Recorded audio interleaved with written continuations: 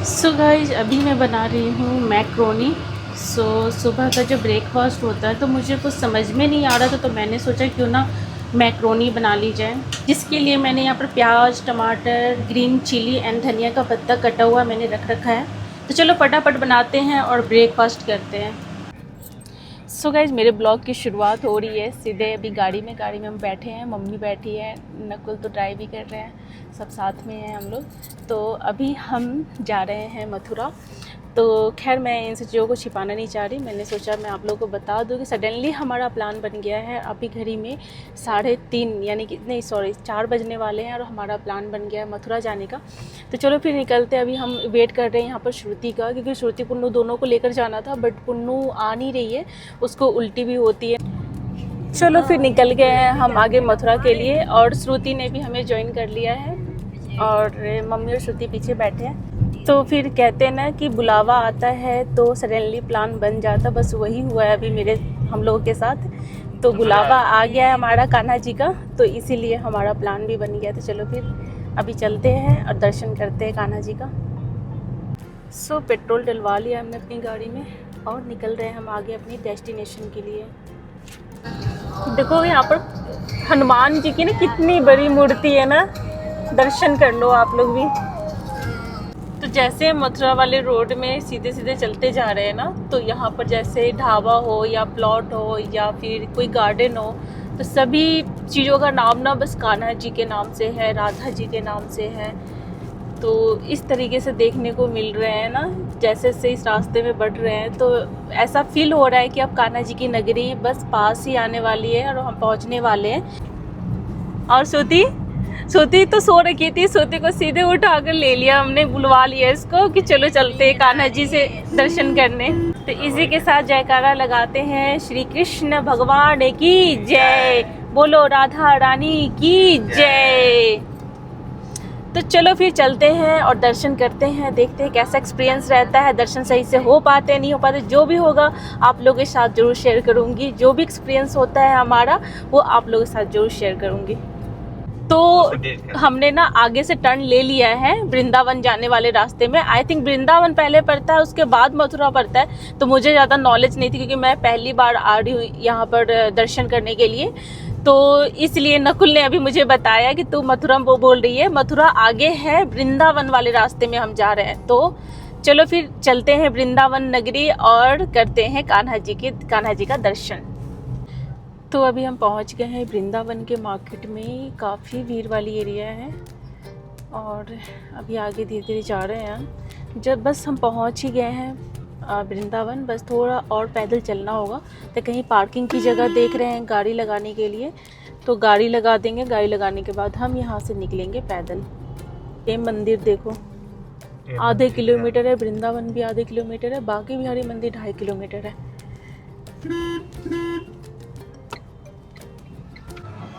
हम सब ने अपने अपने चप्पल उतार दिए हैं और एक गाड़ी को यहाँ पर पार्किंग में लगा दिया है।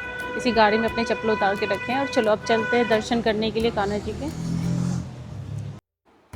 प्रेम मंदिर आने के बाद, इसकी खूबसूरती देखने के बाद मेरा मन हो गया कि इसकी हिस्ट्री के बारे में जानने का, कि प्रेम मंदिर किसने बनवाया था, क्यों बनवाया था और इसको बनाने के पीछे उद्देश्य क्या था।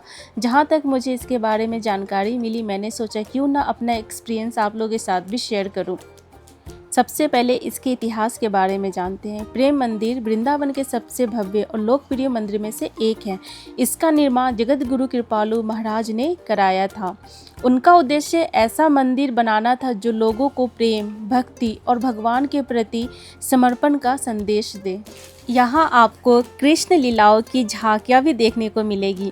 मंदिर परिसर में भगवान श्री कृष्ण की अनेक लीलाओं को दर्शाया गया है, जैसे गोवर्धन पर्वत उठाना, कालिया नाग का दमन, रास लीला, माखन चोरी, झूलन लीला। इन झांकियों को देखकर श्रद्धालुओं को ऐसा महसूस होता है मानो वे द्वापर युग की घटनाओं को अपनी आंखों से देख रहे हो।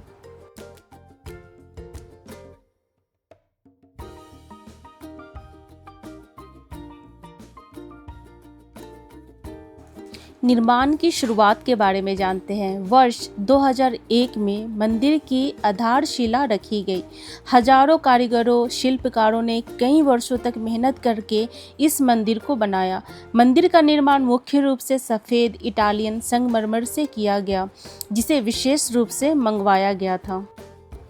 यहाँ पर मैंने अपनी सासू माँ से मजाक किया था कि आपकी छोटी बहू खो ना जाए तो आप मेरा हाथ पकड़ लो, तो उन्होंने मेरा हाथ पकड़ लिया था, कहीं मैं सच में खो ना जाऊँ। अब बात करते हैं इसके उद्घाटन की। लगभग 11 वर्षों के निर्माण कार्य के बाद 17 फरवरी 2012 को मंदिर का उद्घाटन किया गया। उद्घाटन समारोह में देश भर के संत, श्रद्धालु और गणमान्य लोग शामिल हुए। यह मंदिर पूरी तरह संगमरमर से बना है। दीवारों और स्तंभों पर राधा कृष्ण की लीलाओं की सुंदर नक्काशी की गई है। मंदिर लगभग 54 एकड़ क्षेत्र में फैला हुआ है। वृंदावन को भगवान श्री कृष्ण की बाल और किशोर लीलाओं की भूमि माना जाता है।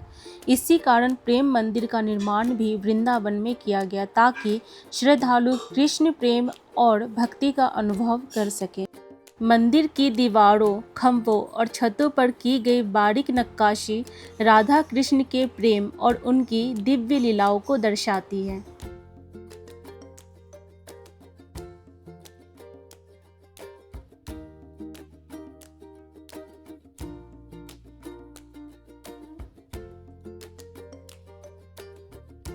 प्रेम मंदिर भारत के सबसे नए और भव्य मंदिरों में गिना जाता है। हर साल लाखों श्रद्धालु यहाँ दर्शन के लिए आते हैं।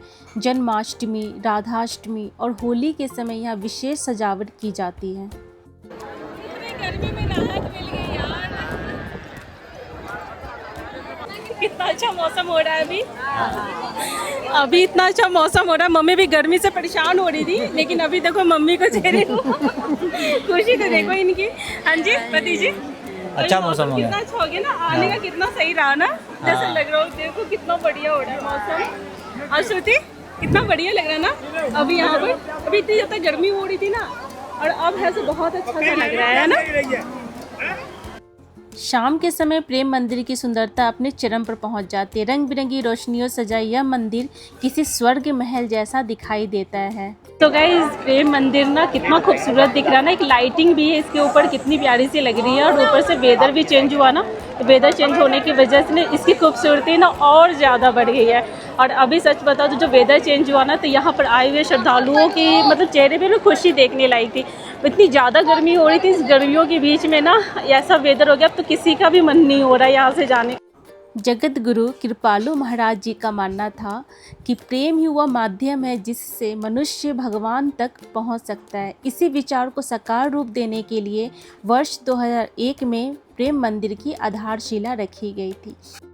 जाते जाते एक और बात, प्रेम मंदिर भक्त और भगवान के बीच प्रेम का एक बहुत ही प्यारा सा प्रतीक है।